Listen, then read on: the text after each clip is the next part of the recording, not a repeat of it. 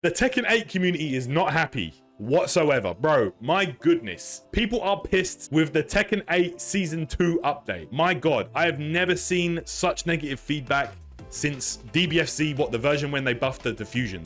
Like, this is crazy. People are pissed about this update. And it actually got to the point where pros are threatening to quit the game. People are boycotting the game. People are review bombing it on Steam. And you could see here, Tekken put out a statement in the early hours of this morning. Fighters, we are aware of the current community feedback regarding Tekken 8 Season 2. We are carefully reviewing the balance of the game. Expect more information about these changes soon. In addition, an emergency patch will be released in April to address the following issues. And they spelled address wrong. Okay, so I guess there was some busted stuff with Paul and Jack 8 unblockables, which I guess were not intended. And then they say, in addition to the issues mentioned above, we are also working to identify the causes of other behavioral issues and implement fixes. This just goes to show the game was not, the update was not play tested correctly. These fixes are planned to be included in the emergency patch scheduled for release in mid to late April. Now, there have been a few cases of emergency patches over the past few years. I think most notably, Beatrix in Granblue Fantasy vs. Rising and Labcoat 21 in Dragon Ball FighterZ. Those two were like, quick, we have to patch them before this gets out of control. You know, we have to show good faith in the community, which they did. And yeah, it looks like they're doing the same with Tekken. So in addition to that, Harada actually put out a tweet as well, responding to this tweet, which was people's response, tagging the devs in tweets, calling them regarded, and a bunch of other slander is not respectful, bro. There's plenty of shit to shovel in their mentions. Twitter Tekken is so entitled, it's crazy.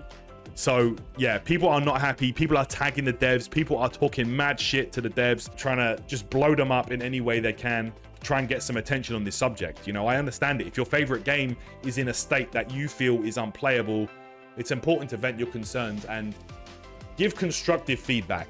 Not doing stuff like this. Constructive criticism is the way I feel like.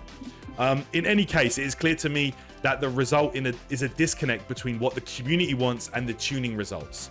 So it's like I mentioned on stream recently. It just feels like the developers' vision for the game and the future of the game is completely opposite to what the community wants.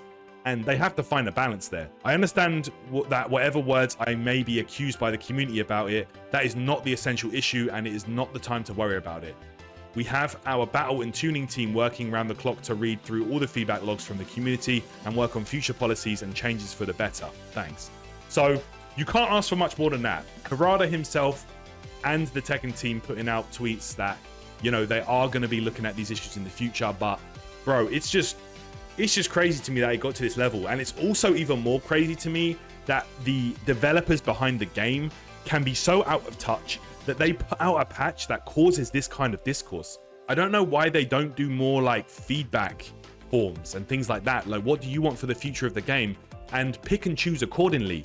Obviously, you can't put the perfect game in the player's hands. That's impossible. No fighting game is perfect.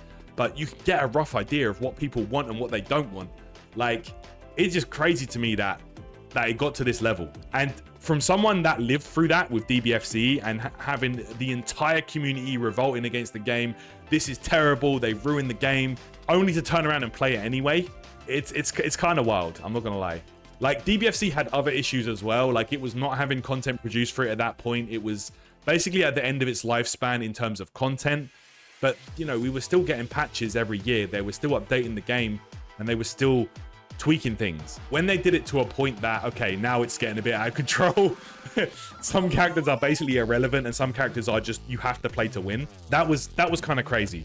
But later on, they fixed things up, and the patch we have for DBFC now, I feel like is one of the best the game's ever seen. Tekken, on the other hand, Tekken 8 is still a new game. If they are drastically changing things to the point where people are saying they hate the game and they want to quit it this early, there's a problem.